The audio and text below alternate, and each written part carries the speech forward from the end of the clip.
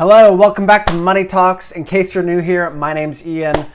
Today we're going to talk about goals for 2020.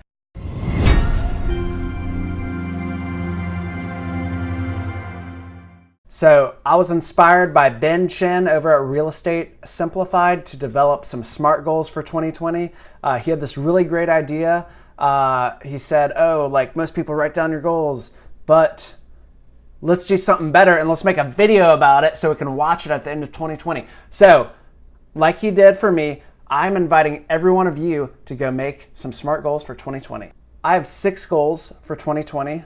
Rewind real quick. Let's start off with what a SMART goal is. So a SMART goal is a goal so it's an abbreviation, right? Okay, SMART goal: specific, measurable, actionable, relevant, time bound. Okay, that's what it means. So specific is basically a goal it's not broad, right? It's a goal that is focused. All right. Measurable, it has some kind of numeric value associated with it, like I want to save $10,000 a month, or I want to spend less than $20 on coffee a day. Something like that. Specific, there's some kind of numeral around it. Measurable. Actionable.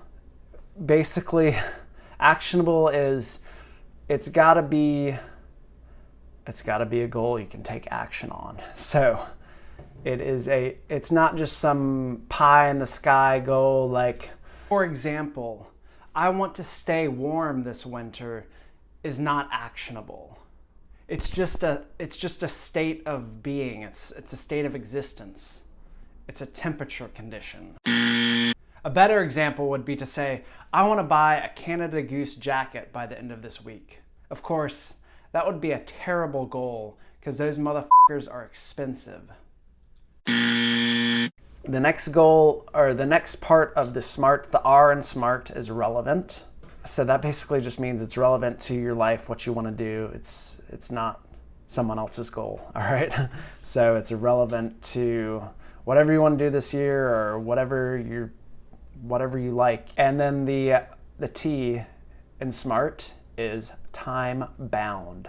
So there's got to be an end date to this goal. There has to be a certain date or time when this goal is you've reached it or you haven't. So you can't just stretch it out into infinity, right? There's got to be a deadline. So my goals here, all right? So my first goal is to find an apartment in New York City. So I'm looking for an apartment. I want to spend less than $2,000, or I want to spend less than $2,100 a month, which is a stretch. So I'm probably going to have to go out into Queens or Long Island City, Queens, Long Island City, the other one, Jersey City. Jersey City is actually right across the river over there. Real quick, if you like what you're seeing, if you like videos like these, go down and click the subscribe button. I'd really appreciate it. Thank you very much. And I'm looking to do this. I want to move into this apartment by the end of February. So currently, it looks like I'm in an apartment right now. I'm renting a room from my friend from college. He has a 1-bedroom here. It's a pretty big apartment. It's in Lower Manhattan. He has a 1-bedroom, and he just added an extra room into the living room. And it's great. It's $1,700 a month. So pretty good for rent in New York. But in terms of the actual space I get, it's not. I could do better. So I'm like looking outside the city. Also, I don't have to go into an office. I work from home. So I just need a little bit more space to kind of spread out and allow myself to have that separation between my work and the rest of my life: cooking, sleeping, hanging out.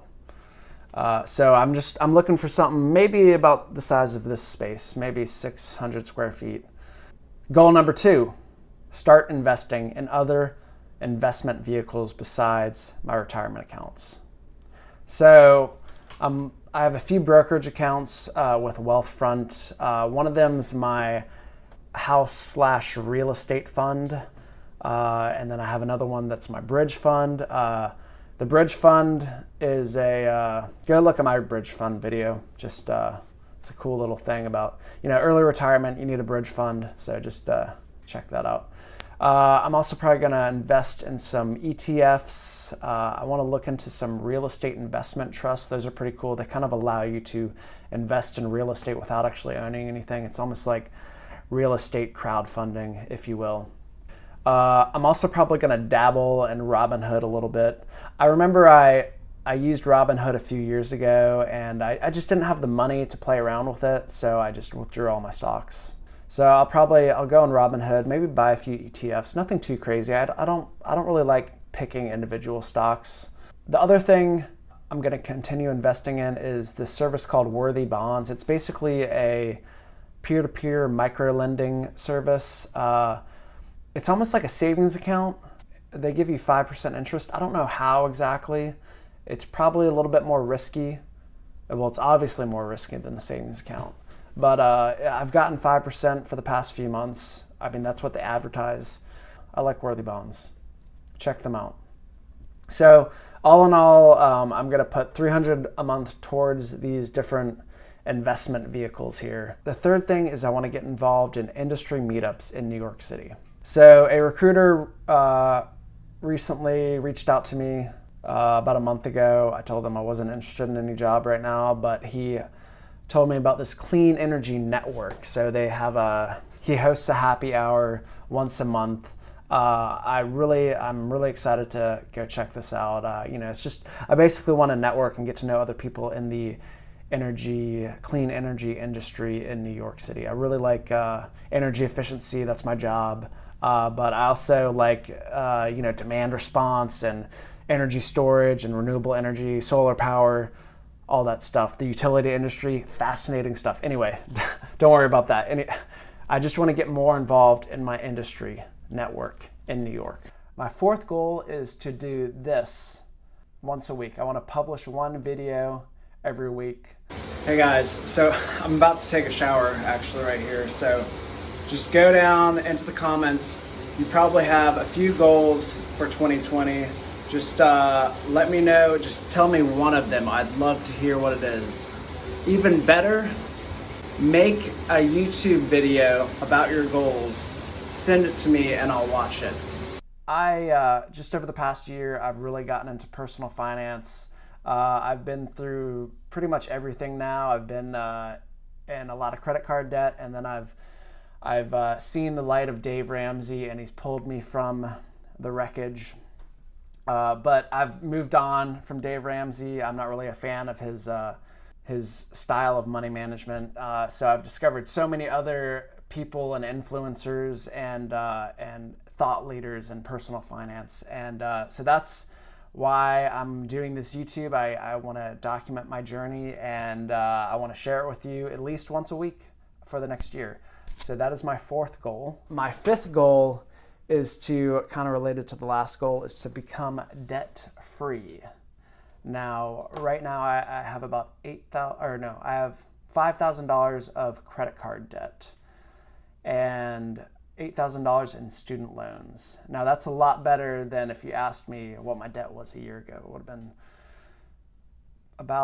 around $20,000. So I'm really excited to finish that off this year. I'm hoping to be done with all of it in September. The credit cards are going to be gone in the next 2 months, I want to say. And then I'm just going to throw everything else at the student loans. And then my sixth goal is to save 3 months of expenses in an emergency fund. I'm just going to put this in my Ally high yield savings account. I'm hoping to have all of this in there by the end of the year. And this, 3 months of expenses for me is, I want to say it's about $10,000, roughly. I think I'm about at $1,500 right now. So another $8,500, that'll be a cakewalk.